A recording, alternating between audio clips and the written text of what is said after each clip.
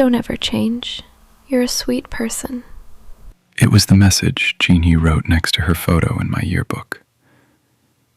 For most of us, high school yearbooks are special. And for some of us, that feeling lasts for years.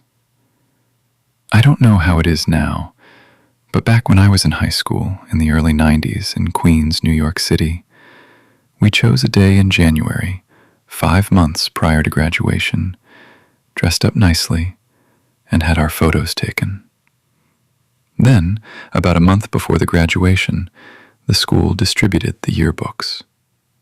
On that day, all the seniors would wander around, getting some kind of memento in the book from friends, teachers they knew, or popular kids at school. That day, I didn't ask Jeannie to write in my yearbook. Somehow I couldn't. But 2 days later, when she and I were sitting on the large football field stands next to the school in the very early morning, she asked if I carried my yearbook with me. And fortunately, I had it with me. I handed it over to her. She smiled and wrote what I call a brief letter in my yearbook.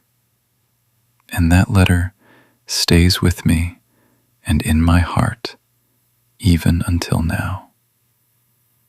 The high school I attended was located in Bayside, Queens, New York. I attended that school from 1987 to 1991. While the student body was predominantly white, many Asian students could also be seen there. I first saw her in my 10th grade MQ6 class. It was a math class, one of the mid to upper level classes out of levels 1 through 8. It was the second period on the first day of spring semester of 1989.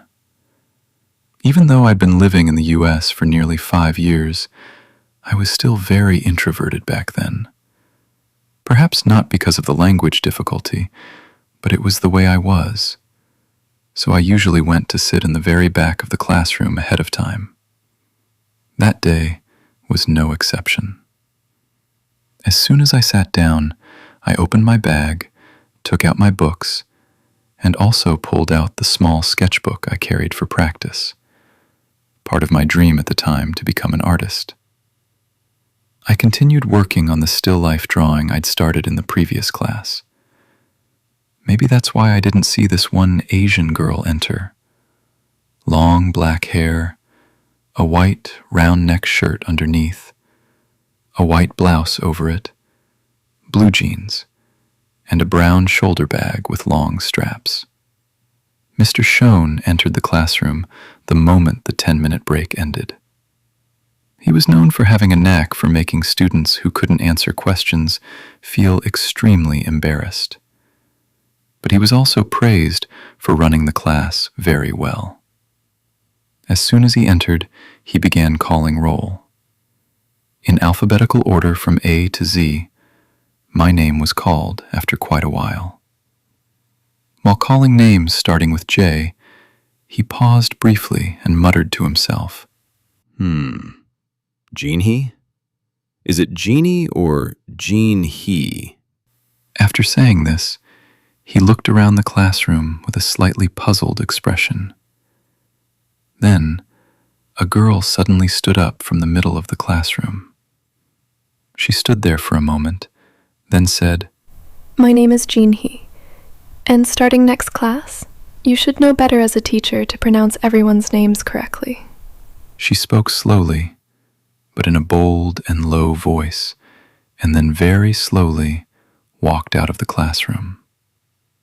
After that, there was a little laughter in the classroom, but then silence fell for about 10 seconds. The teacher just stared at the door she had walked out of, then began taking attendance again. That was the first time I saw Jean-he and heard her voice.